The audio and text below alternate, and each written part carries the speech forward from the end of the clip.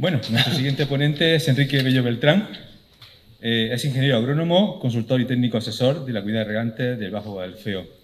Y la temática, seguimos con el agua, al fin y al cabo, es el ahorro de agua en comunidades de regantes. Enrique, cuando quieras. Muy bien, gracias. ¿Se me oye? Sí, ¿no?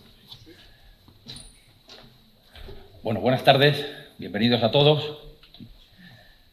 Vengo a hablar de pequeñas herramientas que podemos tener en las comunidades de regantes. Bueno, al que no lo sepa, yo me imagino que todos lo sabéis, la Comunidad General de Regantes del Bajo Guadalfeo agrupa a unas 48 comunidades de regantes más. Entonces se está representando aproximadamente unas 11.000 hectáreas actuales de riego, con unas 16.000 potenciales, una vez que se finalicen las canalizaciones y las conducciones del sistema Bernat-Rules. Esto es aquí. Bueno, pequeñas medidas que podemos tener para el ahorro de agua en comunidades de regantes, pues lo primero que tenemos que saber es un poquito de la normativa que tenemos. Esto es muy corto. Tenemos que 3 planes hidrológicos. Ese sería el 2009-2015, que es el vigente, el 2016-2011, que está derogado, y luego tenemos el tercer ciclo de planificación, que está a nivel de borrador. Se suponía que iba a salir en mayo o junio y todavía no ha salido. Como este lo derogaron, pues entonces seguimos con el vigente, que es el de 2009-2015, lo cual es un poco, digamos, no quiero ofender a nadie, pero es una aberración. Resulta que si nos derogan el 2016-21 por unas razones que no vienen al cuento con el problema de la planificación, sino que viene por una sentencia del Tribunal Supremo debida a unas alegaciones que hicieron unas urbanizaciones de Estepona o de la Costa del Sol de Málaga, pues no tiene sentido que se quede derogado esto y que resulta que sigamos con el 2009-2015 y que en el 2022, estamos en el 2023, no esté aprobado el nuevo, porque dice, bueno, paso página con este, pero en el 2022 tengo este preparado y no esperar al 2023. En fin, fuera parte de esto, vemos que me voy a ceñir más o menos a los cultivos principales que tenemos de regadío en la Comunidad General de Regantes. Tenemos invernaderos y tenemos frutales subtropicales, y entonces lo que tenemos es que en los invernaderos la dotación que nos da la la planificación hidrológica nos da 6.300 metros cúbicos por hectárea y año, y los frutales subtropicales 5.300 metros cúbicos por hectárea y año. Es de agradecer que en 2016-2021, que está derogado, pero que bueno, gracias a Dios en 2022-2027 va a salir pronto, tenemos que, por lo menos ya tenemos un margen. En los invernaderos tenemos de 4.500 a 6.300 y en frutales subtropicales de 4.000 a 5.300, cosa que ocurre en el borrador actual que hay en la planificación. Con lo cual, a la hora de ahorrar agua, pues lo que tenemos que hacer es ceñirnos a esto. Ahora mismo a esto, lo bueno sería que esto saliese muy pronto. ¿Por qué? Porque hay gente o hay zonas que no tienen por qué consumir 5.300, sino que a lo mejor te puedes ir a 4.000 porque son zonas altas en donde hay mayor pluviometría, menor temperatura y por lo tanto menor evaporación o evapotranspiración potencial En fin, ¿esto qué significa, este ahorro de agua? Es decir, si yo gasto 5.300 a 4.000, pues dice, estoy gastando menos. Sí, vale, estoy gastando menos, pero a lo mejor puedo decir, pues con el mismo agua que me dan 5.300 voy a regar 4.000 por hectárea y incremento el número de hectáreas que tenemos. Con lo cual eso repercute en una mayor riqueza, por lo menos agronómica y económica, al menos en esta zona, porque es que se da la circunstancia de que en esta zona todos los cultivos prácticamente que cultivamos, cereales no, pero los que cultivamos, frutales subtropicales e invernaderos, pues son rentables, gracias a Dios. Bueno, esto es un tema que lo voy a pasar.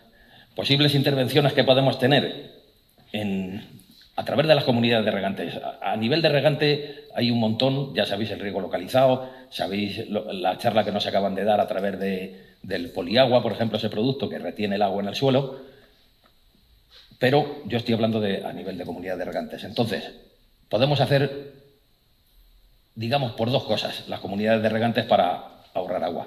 Podemos actuar sobre el regante y podemos actuar sobre la infraestructura de la propia comunidad de regantes.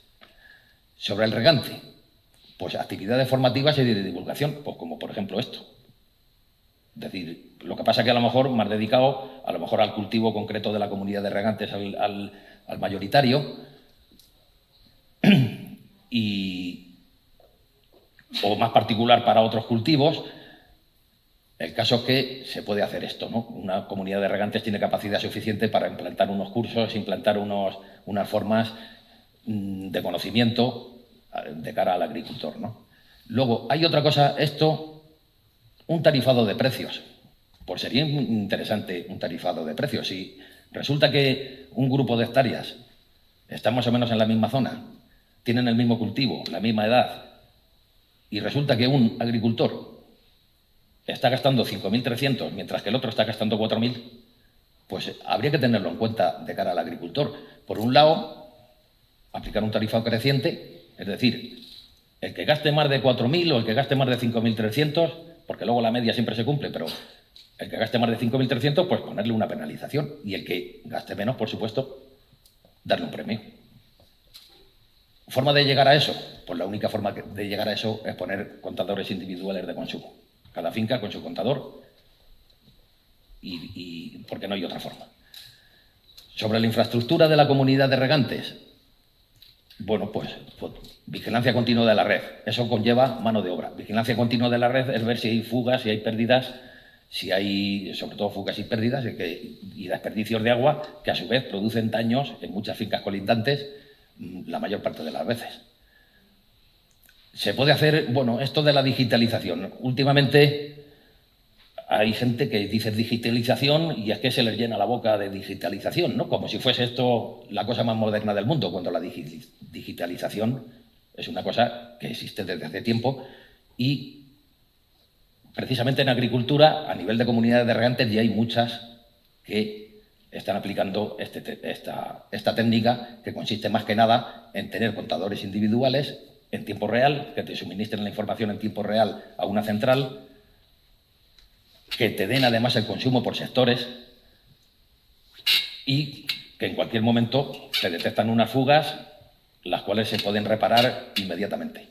Esto sí que nos lleva a una cosa que es la inteligencia artificial, que se está empezando ya un poco algunas comunidades a aplicarlo o a ver cómo se podría aplicar. Si uno durante 10 años tiene unos datos de pluviometría, de temperatura, de evapotranspiración, etcétera, bueno, pues a lo mejor uno puede prever lo que va a pasar dentro de 10 años, no dentro de 10 años, dentro de 10 años puede prever lo que va a pasar ese día, porque resulta que el patrón es el mismo.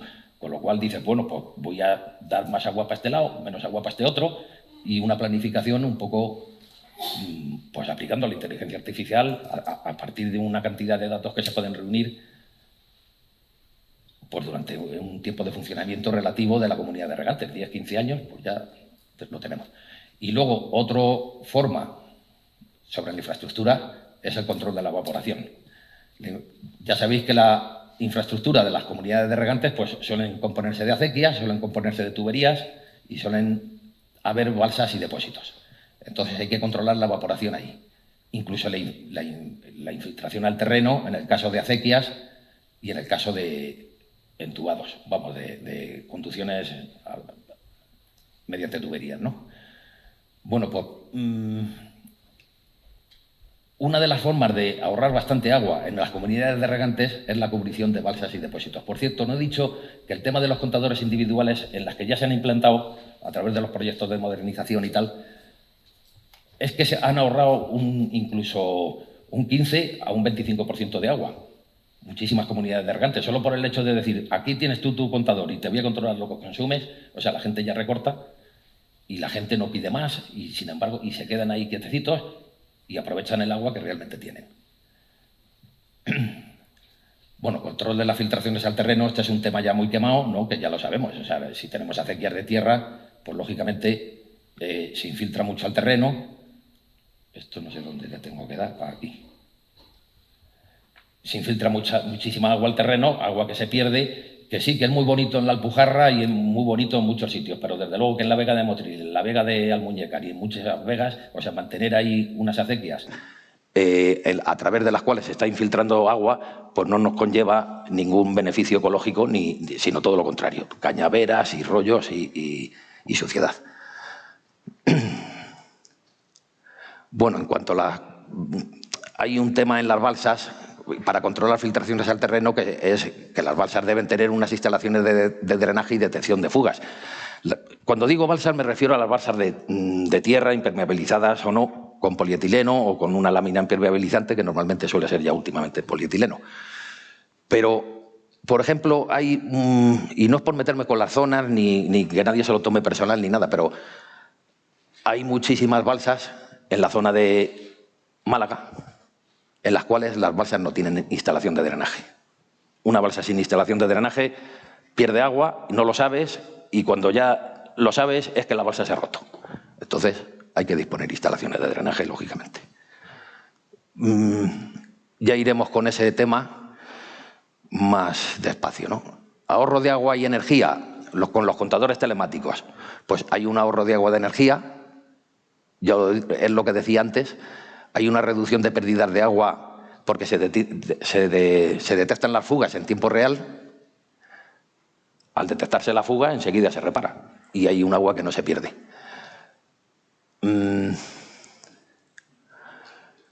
Hay una mayor transparencia y control, es decir, no es lo que diga un operario de la comunidad de regantes, que tú has consumido 3.000 metros cúbicos este año, a que lo diga un aparato y que además que está informatizado, está digitalizado, nadie pasa datos de un papel al otro con el papel, sino que todo está en un ordenador y el ordenador no se equivoca sumando casi nunca. Vamos, casi nunca no, nunca. O sea, muchas veces muchos errores vienen del que pasa los datos de un sitio al otro con el bolígrafo. Bueno, esto es curioso. Hay un sistema de comunicaciones que es el de esta fábrica, que es concretamente ese aparato que se puede conectar a casi cualquier contador y, aparte de comunicarse con la central telemática que tiene la comunidad de regantes, pues tú le puedes configurar alarmas al aparato. Tiene alarma de flujo inverso, si el agua va para atrás, pita y además lo manda a la central. Tiene una alarma de fuga, tiene una alarma de contador parado. La alarma de contador parado, ¿qué es? Pues que si hay alguien que es que no está consumiendo durante un mes, dices, aquí está pasando algo. No, lo más seguro. Una alarma de contador subdimensionado, es decir, que el contador debería ser de un calibre mayor porque pasa demasiada agua. Una alarma de manipulación de contador también. Desgraciadamente parece que soy yo un policía o algo así, pero no se trata de eso. Pero hay que tener esto en cuenta. Bueno, los perfiles de comunicación te pueden pasar los datos cada 24 horas, te pueden pasar los datos cada 8 horas, te pueden pasar los datos cada 12 horas con registros de 30 minutos y te pueden enviar los datos cada 6 horas y registros de cada 15 minutos. O sea, con lo cual tienes ahí monitorizado toda la comunidad de regantes perfectamente. Luego, este es un tipo de contador que es de prepago. Uno coge, va al banco con la tarjeta, llénamela de 1.000 euros de agua. Y él sabe que tú has gastado. ¿Cuánto has gastado? En este riego, 200 metros cúbicos. Bueno, pues te descuenta el tiempo, todo en tiempo real. Bueno, esto es volvemos a la evaporación. Voy a hacer incidir un poco en las balsas, ¿no? Que quizá sea lo más cercano o lo más, digamos, más fácil de hacer, que no implantar un sistema telemático de control de toda la comunidad de regantes, que eso es bastante caro, ¿no? Pero bueno, la evaporación sí que podemos tener cosas accesibles ahora mismo en este momento. Aquí traigo, bueno, este es un rollo, que es un modelo de cálculo de la evaporación, que se puede producir en una lámina libre de agua. Esto está precisamente calculado para una zona de Almuñécar que está como entre Río Seco y Río Verde, más bien tirando a la loma de Río Verde, pero bueno, va a ser al final lo mismo. A una cota, pues ponerle de unos 100 metros sobre el nivel del mar.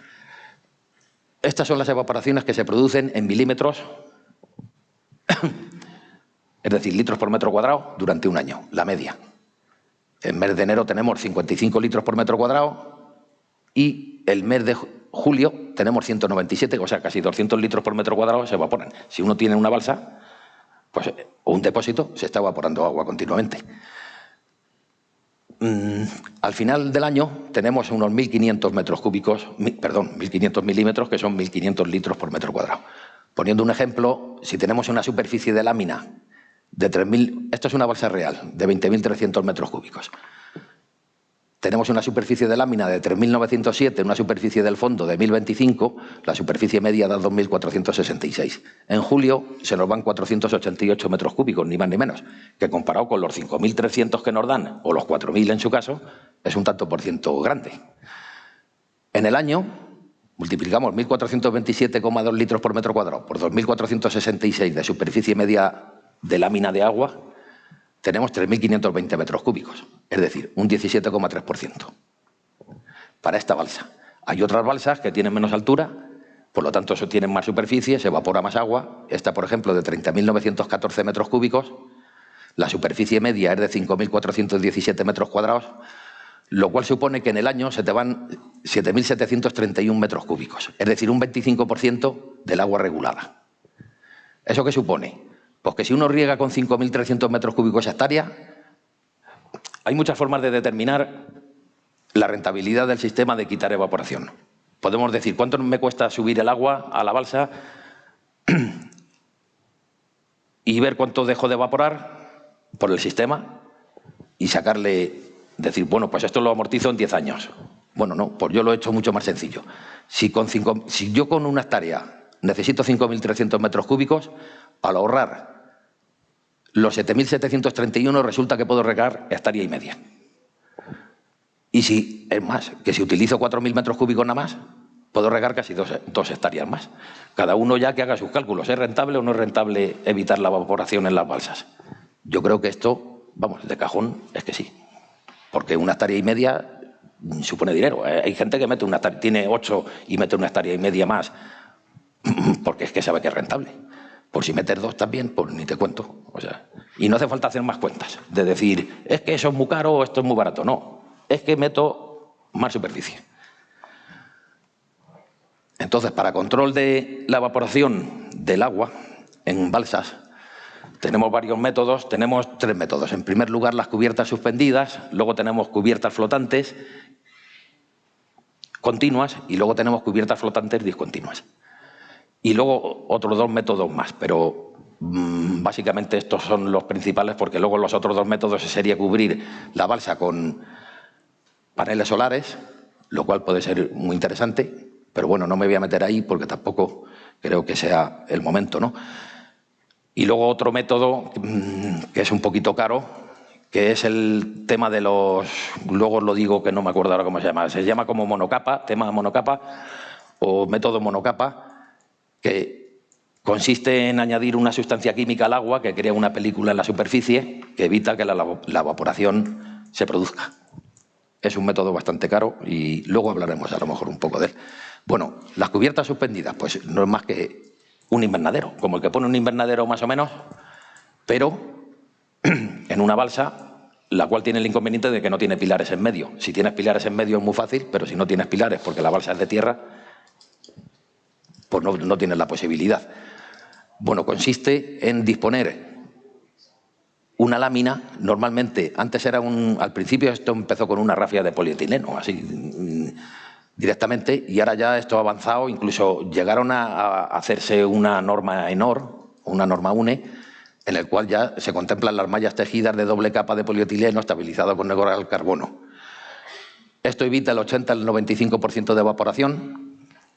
Una cosa importante es que cuando tú evitas evaporación, lo que estás consiguiendo también es una menor salinidad del agua. ¿Por qué? Porque si tú tienes siempre agua y se evapora, las sales se concentran y por lo tanto tienes mayor salinidad en la balsa. Si se evapora menos, pues se conserva la concentración salina. Esto lleva, si veis aquí, unos pilarillos que pueden ir ahí o pueden ir sobre el muro perimetral a la balsa y de pilarillo a pilarillo pues lleva un tubo perimetral en el cual anclas la malla, que normalmente suelen ser 2 mallas, una superior, otra inferior, como los tejidos de los invernaderos, Lo que pasa es que se utiliza este poliéster muy resistente que permite luces de hasta 300 metros lineales. Con lo cual tú con esto puedes cubrir balsas de hasta 9 hectáreas. 300 por 300 pues son 9 hectáreas, son 90.000 metros, que son 9 hectáreas. La ventaja que tienen es que también permiten pasar el agua de lluvia hasta 10 litros por metro cuadrado por minuto, lo cual supone una lluvia de, si lo multiplicáis por 60 minutos, que tiene una hora, permite una lluvia de 600 litros por metro cuadrado y hora. Eso es una barbaridad tremenda. O sea que... Bueno, este es el método 1 de anclar la lámina impermeabilizante. Digamos que hay dos métodos. Una es doble capa, la otra es simple capa. Y bueno, esto ya es demasiado técnico. Si veis el método 2, lo que lleva es que lleva estos también. Estos cables hacen una retícula romboidal por encima de la segunda lámina. Normalmente se pone doble ya no se pone una lámina de rafia, sino que se pone doble de polietileno al carbono. Y no una. Entonces puede ir la lámina entre medias de los dos tejidos, o puede ir la lámina también entre medias, pero a su vez la lámina llevar entre medias de los dos tejidos otro carril de hilos de poliéster. Es decir, es como si tuviésemos 3 tejidos, uno dentro de la malla, dentro de las 2 mallas y los 2 tejidos inferior y superior. Este es el método 2. Bueno, aquí traigo unos ejemplos de balsas cubiertas con cubiertas suspendidas. Ahí se ve el tubo perfectamente, se ve perfectamente el cierre que tiene en el perímetro de la balsa, que no deja hueco. Aquí otro ejemplo. Además, estas son de Canarias, de las Islas Canarias, de Tenerife concretamente. Bueno, vemos que la estructura está formada, aquí se ve perfectamente el tubo perimetral que está sujeto a los pilares. Aquí, en este caso, también hay unos pilares, pero más bien los pilares están empotrados al muro perimetral, de forma que prácticamente no hay pilar. Este es el muro perimetral que sirve antioleaje. Estos son los tubos que se ponen en el perímetro. Esos son los hilos de poliéster, hilo de poliéster y alguna estructura adicional de alambre para aditamentos, para complementos. Más ejemplos. Esto lo que requiere luego también es que hay que ponerle unos anclajes que, digamos que es como en los invernaderos los vientos de los invernaderos, que muchas veces cuando los ponen por fuera, los vientos del invernadero los ponen por fuera. Pues esto es lo mismo, lleva unos vientos por fuera. Se puede poner de colores para evitar impacto ambiental. Si queréis verde, pues si queréis verde, pues en fin, que hay de bastantes colores como para poder elegirlo. Las ventajas que tiene este método: tiene una alta eficiencia en la evaporación, un 85% de evaporación no la tienes ya, ahorras el 15%. Bueno, no, ahorras el 85%, pierdes el 15%. Tiene una vida útil de 15 años en la malla y 30 años en la estructura. La instalación dice sin vaciado, pero ya últimamente últimamente perfectamente las están instalando incluso con la balsa llena. Se instalan una cubierta de este tipo. Evita la entrada de suciedad, mejora la calidad del agua para riego, al tener menos suciedad. Sobre todo es muy importante que no se crían algas en absoluto. El 100% de algas está eliminado. Eso también, las algas, pues ya sabéis que también conlleva un ahorro de agua, o al menos un desperdicio menos, porque si las algas colmatan los goteros, pues hay sitios que estás echando agua muy poca, en otros la estás perdiendo. Con lo cual, indirectamente, también te conlleva un ahorro de agua. Las limitaciones que tiene, las luces de 300 metros, pero es que las luces de 300 metros yo creo que aquí en la costa nos sobran. O sea, no hay balsa que tenga una luz de 300 metros, que yo sepa. 300 metros, ya os digo, supone una balsa de 9 hectáreas, que eso es un bicho. Que requiere instalación, pues claro, un inconveniente. Vale, los pilarillos y los tubos, sobre todo los pilarillos, transmiten acciones importantes a los taludes de la balsa, con lo cual hay muchas veces que los taludes ahí están por sufriendo y puede llevar a accidentes. Y tenemos riesgos meteorológicos, sobre todo por sobrecarga por granizo y viento. La sobrecarga por granizo, incluso hay veces que es más que una sobrecarga, es que puede perforar la lámina. Y si perfora la lámina, quita la lámina, pon lámina nueva. Otro inconveniente a mencionar que no viene ahí es que muchas veces la malla de arriba se quema con el sol. Entonces, a lo mejor antes de 15 años resulta que tienes que cambiar la lámina de arriba por el sol. Luego tenemos otro tipo de cubiertas para balsas, que son las cubiertas flotantes continuas. Estas evitan el 95% de la evaporación, algunos fabricantes dicen que es el 100%, evita el 100% de proliferación de algas, al igual que las anteriores, y tienes unos problemas de mantenimiento de balsa. Y también te aumenta la capacidad de la balsa al no requerir altura de resguardo. La altura de resguardo es lo que se le pone en las balsas para que cuando llegue el viento, las olas que produzcan no sobresalgan y sobrepasen el terraplén exterior o el muro exterior y socaven y lleven el terraplén al colapso.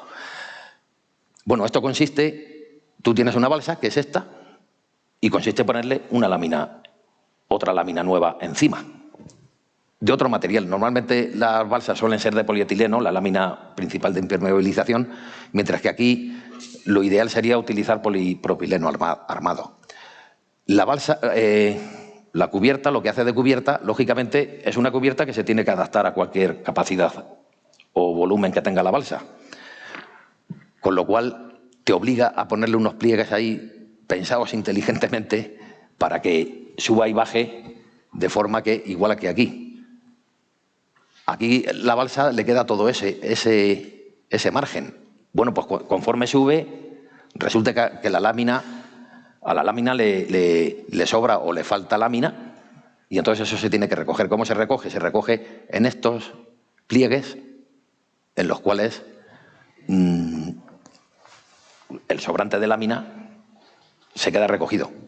Aparte, esos pliegues tienen la ventaja de que recogen el agua de lluvia y en cualquier momento tú le puedes poner aquí una bomba arriba, la parte de arriba, y bombear el agua de lluvia adentro. ¿Cómo voy de tiempo? No sé si me estoy pasando o... 10 minutos más. Vale. Bueno, las ventajas de la cubierta flotante ya lo hemos dicho. Algunos dicen que es el 100%, otros dicen que es el 95%. Mantiene la temperatura del agua, no hay estratificación en la balsa. Disminuye la concentración de sales, que también pasa en las otras. Previene la obturación de filtros, evita la eutrofización. Puede instalarse con la balsa llena o vacía. Antes se podían instalar con la balsa llena, siempre con la vacía, y últimamente ya han conseguido hacerlo con la balsa llena. Dice que requiere mínima obra civil, aunque luego eso es discutible. Se adapta a cualquier tipo de balsa. También es discutible porque, dependiendo de la forma como la balsa sea muy irregular, ahí tienes un problema difícil de poner. Reduce el envejecimiento de la impermeabilización que hay debajo y el viento, el granizo y la nieve pues, apenas constituyen riesgo. Ahí tenemos más ventajas. Respecto al material de cubierta, o PVC, o polietileno, o polipropileno armado. Como vemos, aquí tenemos que todas las condiciones las cumple el polipropileno armado, mientras que el PVC no resiste a los rayos UVA, es plastificante, no es extrusionable. Extrusionable significa que lo puedes reparar como si fuera un pinchazo, digamos, un pinchazo de una rueda. Pues he hecho un trozo de goma y se queda pegado. Mientras que el polipropileno armado, pues perfectamente cumple todo. El polipropileno armado pues es una lámina reforzada, normalmente tricapa, por polipropileno, malla de poliéster, que es el armado, y otra capa de polipropileno. Al final te queda un espesor de 1,2 milímetros que tiene mucha resistencia a los rayos ultravioleta, es muy flexible, cosa que no pasa con el polietileno. Si veis alguna balsa de polietileno, veis que siempre está eso arrugado, eso es un rollo, incluso lo pisas y no hay forma de meterlo para adentro. Es muy rígido, demasiado rígido. Dice que la vida útil es de 20 a 30 años, aunque esto no se sabe. O sea, ellos te dicen, no, la vida útil es de 30 años. ¿Pero por qué? Pues porque te tenemos que poner un mínimo, pero lo más seguro es que dure bastante más. Hay balsas por ahí de polietileno que decían, al principio hablaban de 10 años, y hay balsas por ahí que llevan 50 años con el polietileno y no ha pasado nada. Bueno, muy importante, cumple con productos alimenticios o para acumulación de agua potable. Bueno, aquí tenéis un detalle de cómo funcionan los pliegues. La lámina impermeabilizante es toda esa, todo el desarrollo del vaso, mientras que conforme subes te vas quedando que cada vez es más pequeño el vaso. No cada vez más pequeño, que te sobra lámina. Entonces lleva ahí esos anclajes que van lastrados y se queda todo eso liso hasta el punto de que puede pisar gente por ahí. Los canales estos de recogida de aguas, la bomba que le pones en el centro para bombear el agua, bien fuera porque la balsa esté llena o bien dentro de la balsa porque te convenga. Hay que ponerle aireadores, puedes poner arquetas de registro, por ejemplo, una boca de acceso, la misma boca de acceso, le puedes poner escaleritas para llegar hasta cuando la balsa está vacía o a mitad de capacidad. Y este es el principal inconveniente. La balsa se rompe por dentro, porque muchas veces estas balsas son de plástico, son de polietileno, lo que es la lámina impermeabilizante, y en cualquier momento se puede soltar una soldadura, puede caer una china, puede caer algo, roza no sé qué y se rompe. ¿Cómo arreglas eso? Con la balsa cubierta. Bueno, pues tienes que liar este lío. Inflala y que se meta el operario dentro y un rollo, un rollo. Últimamente, los buzos. Se tira de buzos, venga, métete para adentro, que se ha trancado no sé qué, la toma de servicio. Pues un buzo que te cuesta un dineral, el buzo ya está harto, la empresa de mantenimiento también está harta, y aquí digamos que es el hándicap que tiene este tipo de cubierta. Aquí tenéis un ejemplo de montaje en lleno. Esta balsa está llena, ahí está el agua y están echando para allá la lámina. Aquí lo mismo y aquí ya está totalmente cubierta, la misma balsa. Otra forma de impermeabilizar, evitar la evaporación es con cubiertas flotantes modulares. Esto empezó con este método, lo de las bolas estas, se echan bolas, muchas bolas, todas se acoplan unas con otras y evitan la evaporación. Esto ha evolucionado bastante y, por ejemplo, tenemos la eficiencia. La eficiencia ya no llegamos al 95% como llegábamos con las otras, sino que tenemos un 60 o un 80%, tenemos una vida útil de 15 a 30 años, tiene un fácil transporte, no requiere instalación ninguna. Aquí se pone un camión de culo, marcha atrás, el volquete lo echa para atrás y ahí caen todas las bolas y ellas solas se distribuyen y ahí están flotando. Muy importante que no transmite acciones a la balsa. La reducción de la evaporación es variable, depende. Y el efecto de arrastre por viento. Si hace mucho viento, pues claro, pues te puede hacer huecos, como por ejemplo en este caso. Este es un tema, es lo mismo de las bolas, pero con piezas hexagonales que se acoplan muchísimo mejor, como si fueran las colmenas de un panal. Son de polietileno. Por ejemplo, tenemos esta es de una casa, es una marca concreta patentada de Sacover. Aquí tenéis los ejemplos. Estos son las bolas. Esto me parece que es australiano, el método este. Son bolas. Hay un tipo de bolas que luego las perfeccionaron, que son estas, que veis que tienen ahí unos huecos, así hacia adentro, cóncavos. De forma que cada bola se aprieta más contra la otra, pero no deja de tener hueco entre bola y bola, hay hueco y por ahí se evapora. Entonces luego también este es otro ejemplo de hexagonal, también patentado, de una empresa que se llama Evapocontrol, con los ejemplos correspondientes, con la fotografía. Otro lo mismo. Este es Sacover, vienen las piezas en sacos de muchos kilos, además. Me parece que lo tenía el dato por aquí, pero en algún sitio. Bueno, aquí dice invisible, no tiene impacto sobre el paisaje. Bueno, pues eso habrá que discutirlo, ¿no? También. Esta es la ficha técnica del hexágono de Evapocontrol. Veis que ocupa una superficie de 0,03 metros cuadrados. Es que no lo veo bien. Está el 100% de la superficie del nivel máximo normal de la balsa está totalmente cubierto Y luego había un dato también, es polietileno de alta densidad. Esto es un experimento, o una comprobación de cuánto evapora la cobertura flotante discontinua de evapocontrol con el hexágono G4. Esto lo hicieron en conjunto con la Universidad de Cartagena, Universidad Politécnica de Cartagena, y entonces hicieron un ensayo de comprobar cuánto se evapora realmente y cuánto se debería evaporar. ¿Cuánto se debería evaporar? Pues bueno, el método, yo apliqué un método, no sé si lo recordáis al principio, con una hoja de cálculo muy gorda, muy grande. Bueno, pues ellos aplicarían un método todavía mucho mejor, porque están en la universidad.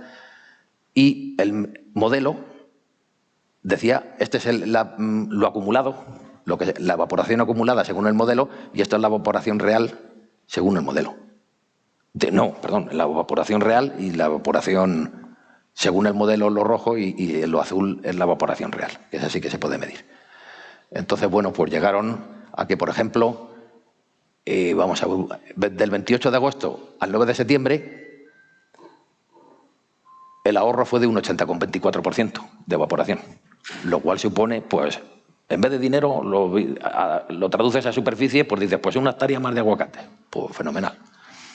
Con eso que has dejado de evaporar. Al final el ahorro total durante el ensayo fue del 78%. De todas formas no duró un año, ¿no? Del 11 del 1 al 10 del 1. Pero bueno, se van al 80%, prácticamente al 80%. Esto es una comprobación de la calidad del agua dentro de la balsa que está cubierta por elementos discontinuos, ¿no? Como la de evapocontrol, concretamente del ensayo de la Universidad Politécnica de Cartagena, y por los mismos señores.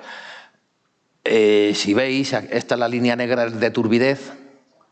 ¿Por qué pega aquí, se pone muy turbia el agua? Pues porque precisamente ha llovido, que son las líneas azules. Luego aquí también ha llovido, pero no ha llegado a tanto, se pone turbia después. A mí me ha llamado mucho la atención que hoy he llamado precisamente a evapocontrol. Me llamó la atención de que el pH es casi 10. Aquí sube, y dice, no, eso debe estar equivocado, porque allí en Murcia no tienen pH 10. O sea que esto habría que quitarlo. Y como vemos, la salinidad pues se permanece constante, que es esa línea. Y el oxígeno y la demanda bioquímica de oxígeno, y por lo tanto la proliferación de algas es 0. A la hora de decir qué cubierta elijo, pues bueno, es una decisión que se tiene que considerar todas estas cosas. ¿A cuánto está el agua? Si el agua está a 0,10 o está a 0,60, incluso 5 euros el metro cúbico. Bueno, a 5 euros el metro cúbico sería la ruina, ¿no? Pero bueno, aquí aparece. Los monocapa, estos que os decía, son los monolayer, es lo más caro, que es lo de echar un compuesto químico a la balsa para crear una lámina y que no se evapore. Entonces, tenemos una eficiencia reductora. ¿Qué eficiencia reductora quiero? Del 95%, pues me tengo que ir a flotantes continuas. O a las suspendidas de sombreo o a las flotantes modulares. Riesgo meteorológico, ¿tengo mucho? Pues a las flotantes modulares, a las flotantes continuas o a las suspendidas de sombreo, son las que menos aguantan los riesgos climáticos o meteorológicos, los fenómenos meteorológicos, mejor dicho. Luego, respecto de la instalación, pues tenemos que las flotantes modulares es el óptimo, se echa con un camión y ello se coloca solo. Los monolayer no hay que hacer nada. Bueno, sí que hay que poner un aparato que vaya soltando poco a poco y con una bomba dosificadora, la dosis correspondiente a la capacidad de la balsa, con lo cual es más complicado el monolayer que la flotante modular.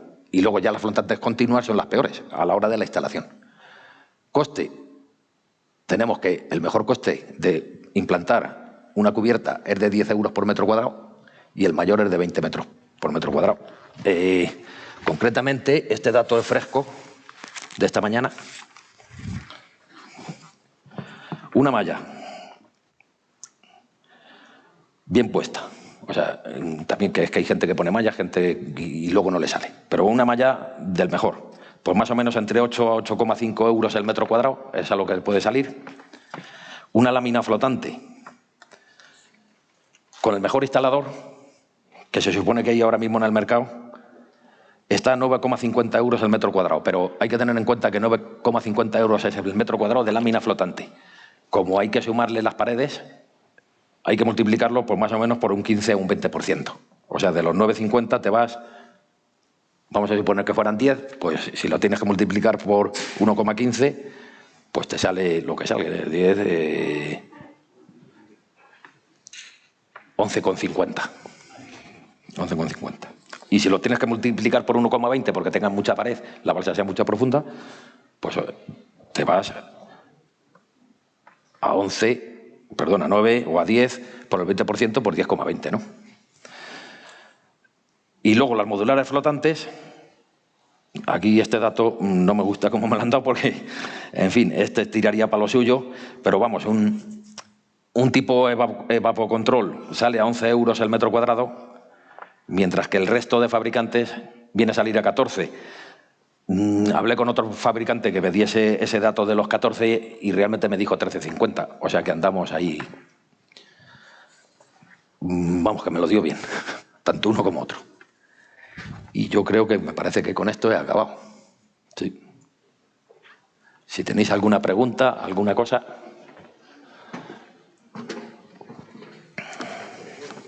Sí. ¿Está pensado implementarse algún sistema de impermeabilización o entubamiento de acequias, contadores, como han mencionado, a corto o medio plazo, de alguna manera? Sobre todo, hablando de aquí, de la Vega Baja, esta zona del entorno nuestro, que se riega a manta.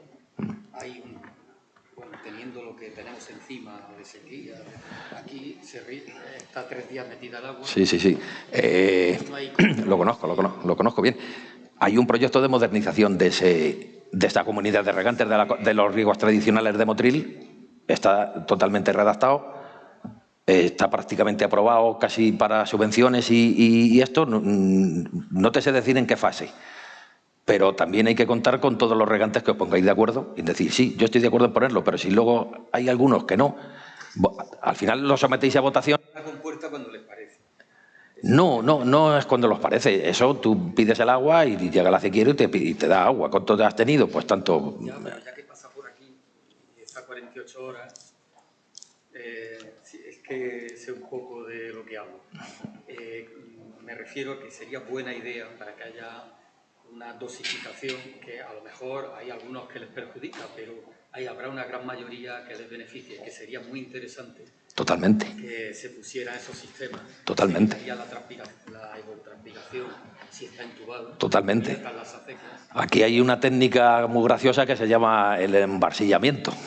El embarsillamiento es que te llega el agua y ahí hay gente que sabe embarsillar bien. Venga, ahí haz el diquecillo más, la melga más alta o el cantero más alto, que así va a tardar más el agua en salir. Es por inundación. Y está inundada la parcela 3 días. Sí, hasta que no sale clara por el otro lado. Bien, porque está pensando, dice, es que igual no me viene el agua otra vez hasta dentro de 20 días, y eso le viene bien. Pero si hubiera un control un poco, pienso, más exhaustivo de ese agua, le llegaría antes la tanda, que es un poco de las quejas que tenemos. Sí. Se supone que con el proyecto de modernización, incluso cuando se hace un proyecto de modernización en sitios como la Vega de Motril o la Vega de Almuñécar, se debe de estar ya pensando hacer los caudales como para riego a la demanda, pero riego por goteo. Y ese proyecto de modernización yo sé que está. Ahora, ya no sé en qué fase de aprobación está por parte de los regantes o no. Si está aprobado o no está aprobado. Pero creo que contaba con subvención y todo, como para acometerlo casi ya. Todo entubado, todo abro, no necesitan ni balsas de estas. Abro el grifo y riego. Pero claro, no vas a regar con un caudal del que te dan cuando riegas a manta. Te dan un caudal más pequeñito porque se supone que el riego localizado, se supone y así es, que el riego localizado tiene un caudal instantáneo mucho más bajo que el riego por gravedad. Esa aprobación o proyecto, ese ¿ese agua lleva presión o no lleva presión? No se sabe. Sí, yo creo que sí. No, yo no me he leído el proyecto porque eso es un tema de vuestra comunidad de regantes. Si usted está metido en la comunidad de regantes de la cota 50, bueno, pues es un proyecto que está ahí. Y habrán calculado unas presiones, de hecho creo que me parece que iba, y así es. Una balsa en cabecera que daría presión suficiente, ya no sé si suficiente o no, pero a lo mejor con una bombita pequeña ya le das la suficiente presión para regar con riego localizado. Es cosa de la comunidad de regantes, es una cosa interna de la comunidad de regantes, la cual no pertenece a la comunidad general, precisamente. Entonces, por eso, tampoco yo... Pero vamos, yo sé de oídas, o sea, lo que estoy diciendo no es oficial ni mucho menos. Es que dentro de mi ignorancia hay mucho desperdicio. Afortunadamente Sí. No estamos así. Sí, hay desperdicio, sí. Río Verde de Almuñécar también está cometiendo lo mismo. Está diciéndome, nos va a llegar el agua de Rules. Se supone que cuando llegue el agua de Rules, ellos han modificado las características de la concesión porque ya no toman el agua en el Río Verde, la toman en el río Guadalfeo, y una modificación de las características conlleva que te metas en el plan hidrológico, es decir, a los 5.300 o 4.000 que te da el plan hidrológico. Con lo cual, tú a Manta tú no puedes regar con 4.000 metros cúbicos, ni 5.300, ni mucho menos. O sea que una de dos. O riegan a Manta con 5.300, lo cual es inviable, o se acoplan al riego localizado. ¿Los metros cúbicos de agua están relacionados, por ejemplo, con el año, si el año es de más sequía o no? ¿Qué metros cúbicos? Los del plan. 4.000 o 5.300 metros de agua que tiene por año. Es decir, eso, si es un año, por ejemplo, como estamos teniendo ahora, que hay más calor y demás sequía, ¿sigue igual? O... En la dotación te pone justo, para tal comunidad de regantes, la dotación, por ejemplo, vamos a suponer que es de 5.000, pues es esa. Otra cosa es que venga un año malo y se gaste un poco más. No creo yo que la administración viniese a decir, oye, ¿qué te has pasado? Dices, no, es que ha llovido, o sea, abren la mano, pero que legalmente, si tú tienes 5.000, son 5.000. Pero me imagino que eso se da en condiciones de que llueva en condiciones medias. Eso yo he hecho el cálculo muchísimas veces, o sea, para esta comunidad, para la otra comunidad, tal. Y al final siempre te viene a salir para un año medio entre 4.000 y 5.300, para un año medio. Gracias. Vamos, no sé si me he explicado. ¿No hay más preguntas? ¿La vega de Motil la van a poner por goteo? No, eso lo tendrán que poner los agricultores. Eso desapareció, la vega de Motil. La vega de Motil tenía concedida por un RAI durante la parte baja. La cota 50. Durante toda la vida, porque eso fue un delta en su tiempo, ¿comprendes? Porque el río no iba canalizado como va hoy, ¿comprendes? Y llevarse el agua también para Muñecas. Cuando hace 60 años se arrancaron los pinos aquí, en la parte alta de Motril, y ahí está. Y se van a llevar el agua para Muñecas, ¿por qué no han hecho una presa en las Muñecas, en el Río Verde? Yo ahí ya, ¿qué quiere que le diga? Yo vengo a hablar de ahorro de agua en comunidades de regantes, pero no de planificar para dónde va el agua. El agua que venía antes para la vega... Sí, la entiendo perfectamente. Comercializando unos señores determinados para llenarse los bolsillos de dinero. ¿Comprende? Yo de eso no entiendo. y creo que lo debe entender usted, que yo ahí... ¿Alguna pregunta más por ahí? ¿Qué está pasando?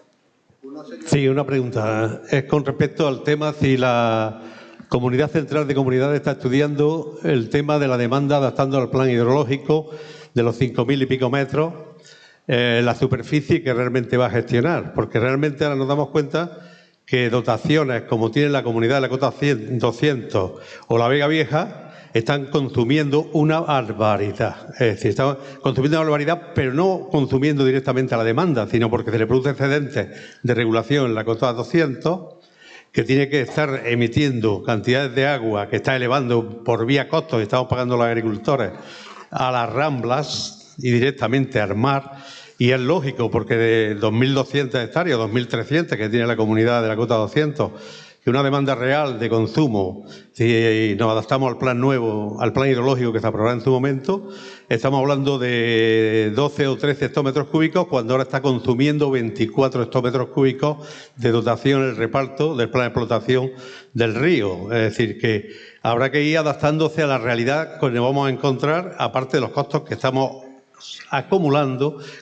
Y con respecto a la Vega Vieja, el plan de modernización, como no se ejecute, va a crear graves problemas a la comunidad, porque tú lo acabas de decir. Te va a adaptar al plan hidrológico real de la demanda, y si estamos acostumbrados a consumir otra barbaridad, porque la consumidad que tenemos ahora mismo en la comunidad vieja está en 22, 23 hectómetros cúbicos año, una barbaridad para 1.100 hectáreas, lo cual quiere decir que esto significa que hay que empezar a mentalizar en la realidad que se va a encontrar los comuneros de las diferentes comunidades de regantes que forman la comunidad central de usuarios.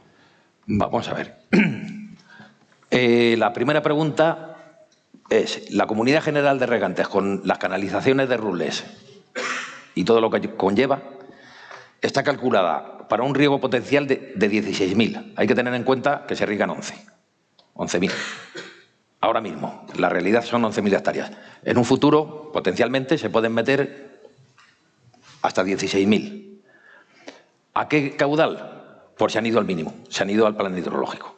Se han ido a los 5.300 en el caso de frutales subtropicales y a, no me acuerdo cuánto ponía, 6.300 en invernadero, que quizás sea menos, con lo cual a lo mejor hay un sobrante. Esta es una obra muy gorda como para andar ahí con misificas, ¿no? Decir que 6.000, venga, no, se va a lo grande. Eso por un lado. Creo que con eso he respondido a la primera pregunta. ¿No? ¿Qué ha preguntado? ¿Cómo vamos, cómo va la Junta en la comunidad central de comunidades, las comunidades, de ir mentalizando a los comuneros, que no oigan las comunidades, con respecto a la realidad del plan hidrológico y adaptación a las demandas actuales de dotaciones que tienen de la administración pública? Hombre, yo por mentalizar, en parte estoy aquí, por mentalizar. He empezado por decir que uno de los buenos métodos que se puede hacer son reuniones divulgativas de este tipo y decir, oiga, que cuando antes teníamos 6.000 metros cúbicos, como hemos cambiado el punto de captación, la administración lo considera una modificación de las características, con lo cual ya no tenemos 6.000, tenemos 5.000, por decir números así aleatorios.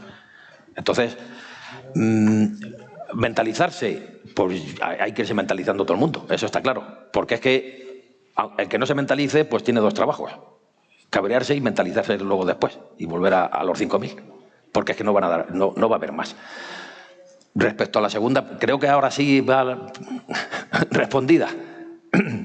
Y luego la segunda, la cota 50 no está dentro de la Comunidad General de Regantes, no está, por lo tanto, mantiene ella su captación en el punto inmemorial, digamos, desde la cota 50, y por lo tanto, en principio, no tiene que adaptarse al plan hidrológico. Ella tiene su normativa, tiene sus derechos, que no se les puede tocar a nadie, salvo que digamos que a nivel de letrados y a nivel de abogados pues se haga alguna actuación, lo cual no creo que sea el caso. O sea, si una comunidad de regantes tiene una concesión de 10.000 por hectárea y ella continúa así, ¿por qué le vas a decir ahora no tienes 10.000 si no tienes 4?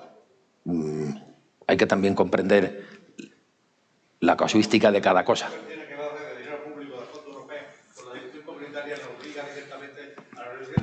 Ah, bueno, en ese caso sí. Si a través de los fondos europeos les obligan, no, bajen su concesión o su dotación a 5.000 y pico, pues ahí no les queda más otra. Eso ahí... Bueno, señores, vamos a hacer aquí un pequeño receso. Luego habrá una mesa redonda, entonces si ustedes desean podrán preguntar, podrán aportar ideas, lo que sea, ¿de acuerdo? Más que continuar con esto, como va a estar, Enrique va a estar también en esta mesa redonda, pues igual podemos retomar, ¿de acuerdo? Enrique, muy bien. Muchas gracias. Y muchas gracias por... Gracias.